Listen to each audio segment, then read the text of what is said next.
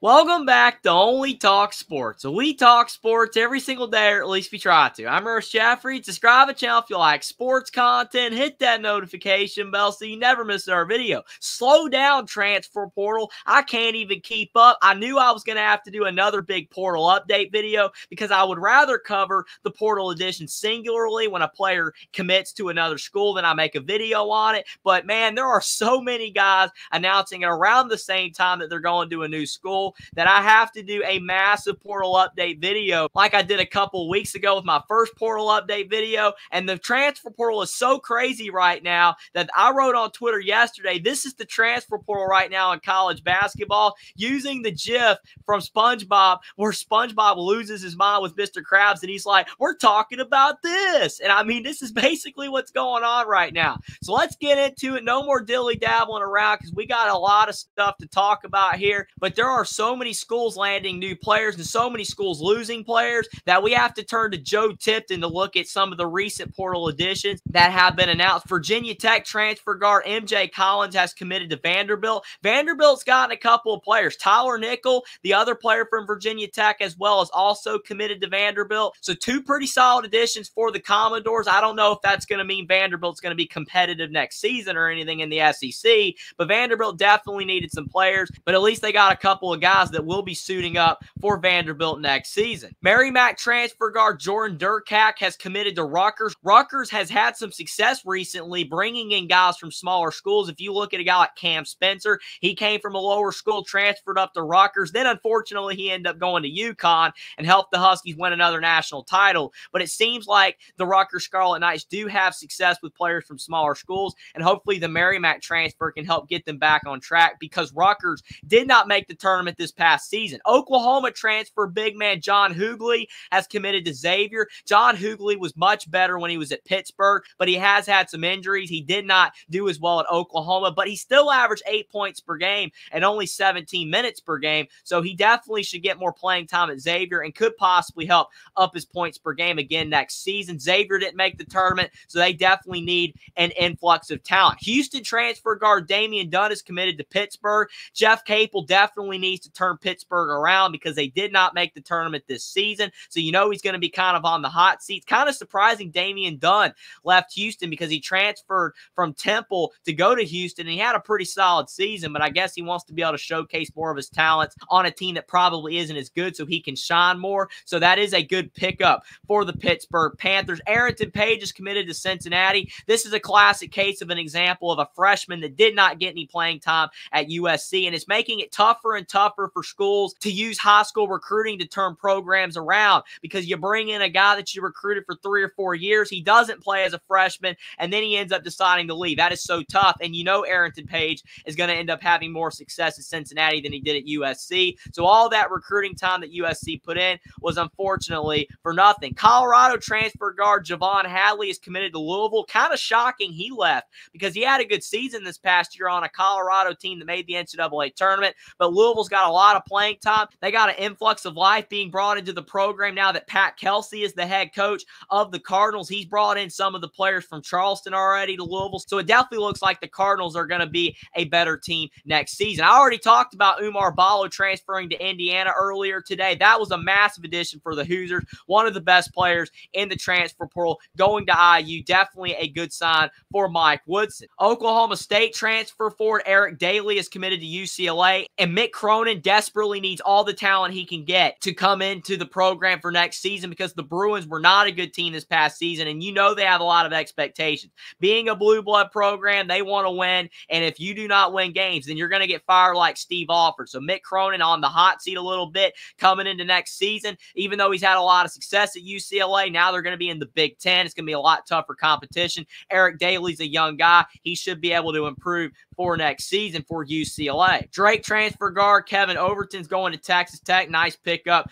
for the Red Raiders. You always need an influx of talent when you are in the rugged Big 12. John Calipari's already going to work at Arkansas, and it's not a surprising commitment at all because Big Z, the 7'2" center for Kentucky this past season, former 5-star recruit, has committed to the Arkansas Razorbacks, and you know that more guys from Kentucky are going to follow him to Fayetteville, Arkansas. Mark Pope is going to have a tough tough job on his hands to be able to replace that talent that John Calipari had on that roster this past season. I already think that Kentucky did bring in a guy from BYU, but definitely BYU did not have as much talent as Kentucky did this past season. But you know, Arkansas, whether they end up having a lot of success or not, you know Calipari is going to have a lot of talented players on the roster, and he's already brought in Big Z to join the team next season. Hofstra transfer Darlinstone Dubar has committed to Tennessee. He was one of the higher-ranked guys in the transfer portal. That's a big addition for Rick Barnes because you know the success they had with Dalton Connect this past season,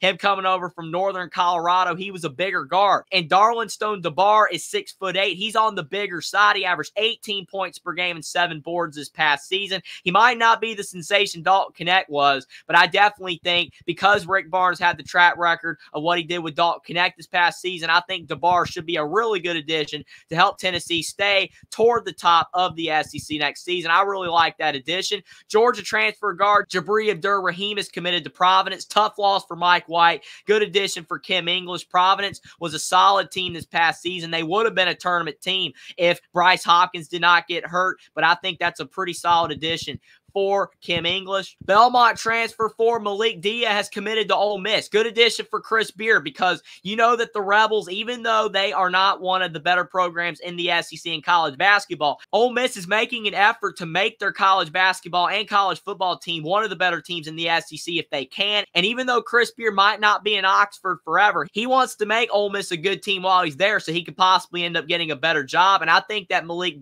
can definitely help out Ole Miss next season because he averaged 17 points per game and only 23 minutes per game. And he's a pretty young guy as well. So even though his points per game will take a dip more than likely next season being in the SEC, that is a very good addition for Chris Beard. UIC transfer guard CJ Jones is committed to Kansas State. He only averaged 11 points per game and 5 assists at a smaller school, but Jerome Tang obviously sees something in him, so we'll have to see how that ends up helping out the Wildcats. Maryland transfer Jamie Kaiser is committed to Butler, another freshman that did not get any playing time for Maryland, so all that time that Maryland took to recruit him is wasted because he ended up leaving the team after one season, but he has some talent. He was a former 4-star recruit. I think that he could be better for Butler next season, but we'll have to see if he does improve. Kentucky transfer Aaron Bradshaw, former 5-star recruit, is committed to Ohio State. This is a big one because Jake Diebler, the interim now full-time head coach at Ohio State, he's building some things with the Buckeyes because they already brought in Meechie Johnson into the program for next season, who was already at Ohio State, but he transferred to South Carolina, but he's going back to Ohio State now as a veteran point guard. That's huge. And Felix Okpara is back for the Buckeyes next season to hone down the center position. So Ohio State now has possibly 2 centers that they can figure out which one's going to end up being the starter, whether it's Felix Okpara or Aaron Bradshaw. Aaron Bradshaw has so much potential. Kind of reminds me of Khalil Ware, how he did not have success at Oregon in his freshman year, but he ended up transferring to Mike Woodson in the Indiana Hoosiers this past season, and now he's going to end up being potentially a lottery pick. So Aaron Bradshaw could be taking a similar route. He went to John Calipari and the Kentucky Wildcats, didn't play that much, had some injury issues as well, but now he's healthy, clean bill of health, and him going over to Ohio State possibly can battle with Felix Okpara, who's a little bit of an older guy that's also very talented for that starting center spot. I'm really liking what Jake Diebler's building with the Buckeyes, and Ohio State could end up being one of the best teams in the Big Ten next season. Iowa transfer guard Tony Perkins has committed to Missouri. That's massive as well for Missouri because Dennis Gates had a bad season as the head coach of Missouri this past year. After taking the Tigers to the round of 32, they had an 8-24 season, and they didn't even win a conference game in the SEC.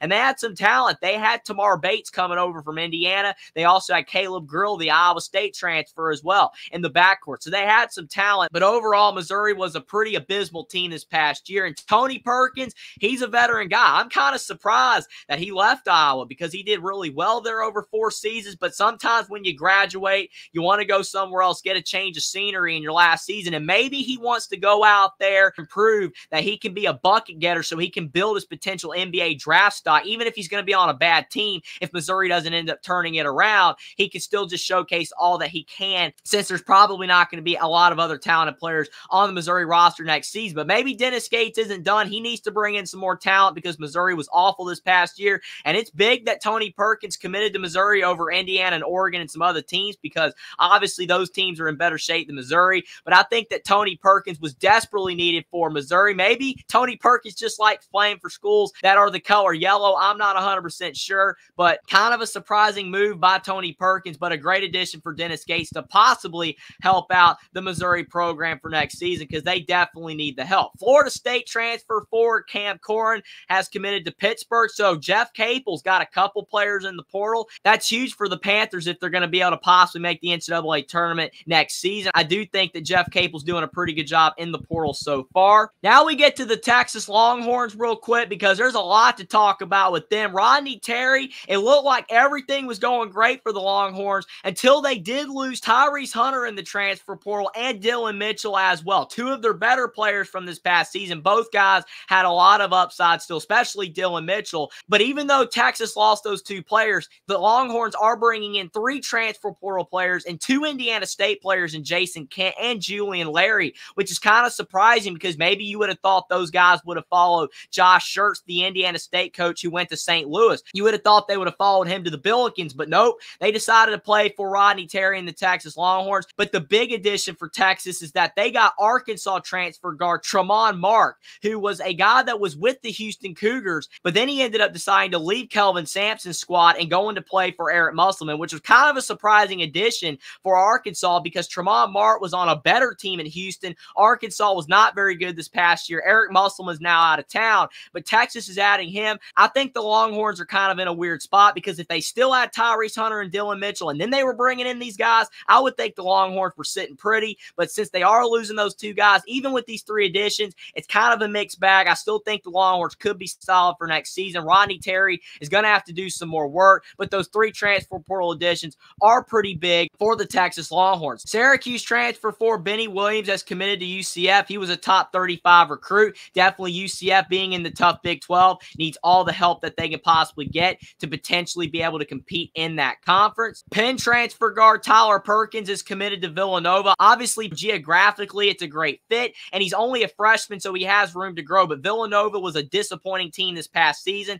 and they are losing TJ Bamba in the transfer portal. So hopefully for Kyle Neptune, Tyler Perkins will be able to help fill the void for some of the talent that Villanova is losing to the transfer portal. And then TCU transfer guard Micah Peavy has committed to Georgetown. Kind of a surprising move because Micah Peavy was on a TCU team that ended up making the NCAA tournament, had a good year, but now he's going to Georgetown, probably where he wants to be able to showcase that he can be a bigger scorer. But Georgetown was not a good team this past season, but Ed Cooley needs all the talent that he can get. So that's a much-needed addition for Ed Cooley and the Hoyas. South Florida transfer guard Chris Youngblood has committed to Alabama. He averaged 15 points per game this past season at South Florida. I know South Florida is in the American Conference. It's a much smaller league, but he was a bucket getter at South Florida this past year, and usually Nate Oates has a lot of success with guys that come from smaller programs, so I think this is a really good addition for Nate Oates. And the last player on this list of transfer portal players that I was not able to talk about in any video or live stream is Arizona State transfer guard Frankie Collins